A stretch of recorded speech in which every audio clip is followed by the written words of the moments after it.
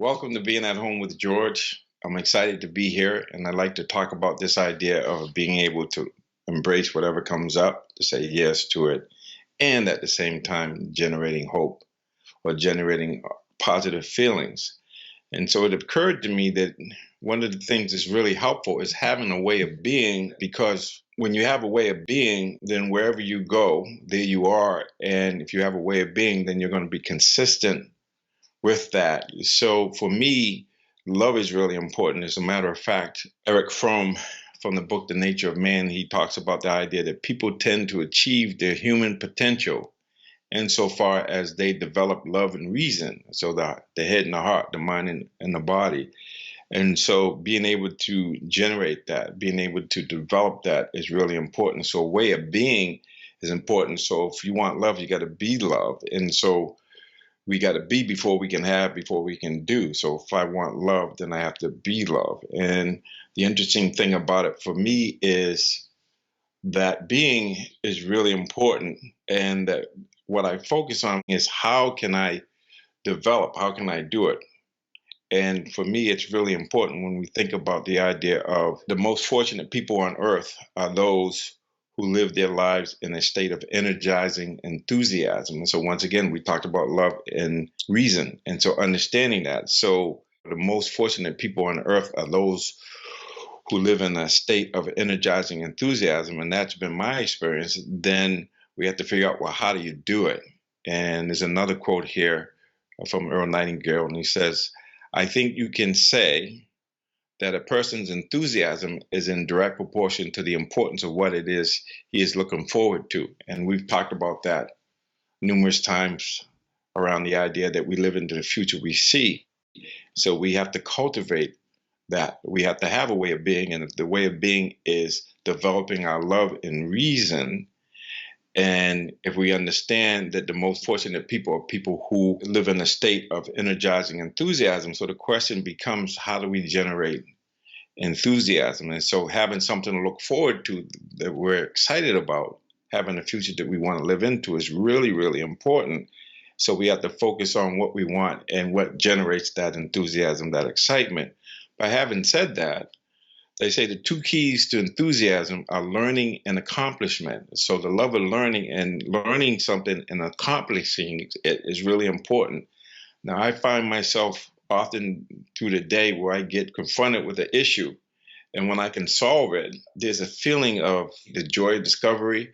So I'll give you an example. So I have a TV and I have this little switching box because, like a lot of us, we have cable, but then I have the Fire Stick and I have Roku and then I have a Blu-ray player and whatnot. And so when I was switching on the TV and I wanted to watch something on Disney Plus or whatever that I needed the Roku stick for, and when I hit the input button on the TV remote, it showed the HDMI 2, but it was grayed out. It wasn't lit up. And so I'm thinking, okay, something's wrong with the TV. And I'm sort of questioning it and I'm trying things and unplugging and plugging things in. And then I realized at some point, because I had an openness and I was curious and learning things is really powerful. So I realized that maybe the switching box is not working. So I unplugged the Roku from the switching box and plugged it directly into the TV. And lo and behold, the HDMI input, when I put that in, it lit up.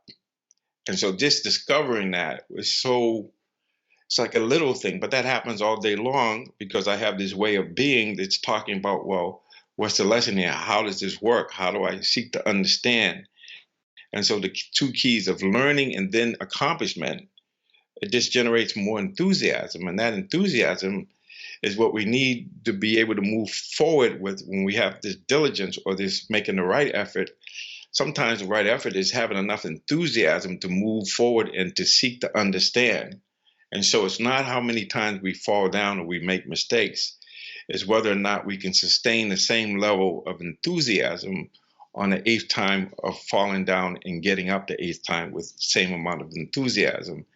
And Winston Churchill said success is moving from failure to failure to failure without losing enthusiasm. So this enthusiasm is really important. And so learning new things and tends to keep our enthusiasm high. And so we talk about that. And we've been saying this idea of seeking to understand, embracing saying yes, and then generating the hope and having this learning or this growth mindset coming out of love, the love of learning, seeking to understand, because understanding and love are very closely connected and united. And so this idea of thinking about a way of being, and I would add seeing things in new and exciting ways leads to more enthusiasm. So being able to be uncritical in our observation, and by seeing things uncritically and not letting the history of what we know come in, but just really seeing things with a beginner's mind or with a fresh mind or with a childlike innocence of just being enthusiastic and excited about things, actually being interested in things is really helpful. So I say from my own experience, seeing and interpreting things in new and exciting ways, like seeing roadblocks as stepping stones, a crisis as danger and opportunity, embracing and generating hope. That's what I've been talking about. So this is part of that, embracing whatever the situation is. What is this and what's the lesson? How do I look at it in new and fresh ways and get excited about the joy of discovery? Because when we learn and we have achievement, sometimes the achievement isn't necessarily winning a game or getting a raise or somebody telling us that we're great. It really is this inner value of learning and accomplishing and getting to a place where we understand that we're actually our own best teacher and that I am responsible and I can learn anything I want to learn. And also the reflecting on experience is what helps us to actually get real understanding. So this whole idea of enthusiasm and understanding that if we develop the mind and the heart and we want to get to a place where we can love greatly and see clearly, and that's what this is about. So being enthusiastic about whatever comes up and seeing it as a learning opportunity and understanding that learning and accomplishment leads to higher levels of enthusiasm. And if we remember that the most fortunate people on earth are those who live most of their lives in a state of energizing enthusiasm. So that's what I've been doing for almost 40 years now and averaging over a book a week. But it's not so much the volume, it's the way of being, having a way of being that is learning to love and loving to learn, and understanding that when I learn and I achieve, I feel enthusiasm. And that enthusiasm feeds and it puts me in the same space as the most fortunate people on earth who live most of their lives in a state of energizing enthusiasm. So I haven't lived most of my life that way, but I can honestly say now, at this stage of my life, I'm more enthusiastic and excited about life because I'm continuing to learn. And the best way to learn is to teach it. So having these weekly at home with George and continuing to generate or to create a vision, a possibility that says, let's embrace whatever comes up, and there's magic there. There's something there for us to get to learn. And by learning, we achieve and we generate more enthusiasm. And enthusiasm, the word enthusiasm comes from the Greek word entheos, which means the God within. And the happiest, most interesting people are those who have found the secret of maintaining the enthusiasm that God within. So I talk about the masterpiece. This is that direct access to the masterpiece, learning and achieving enthusiasm.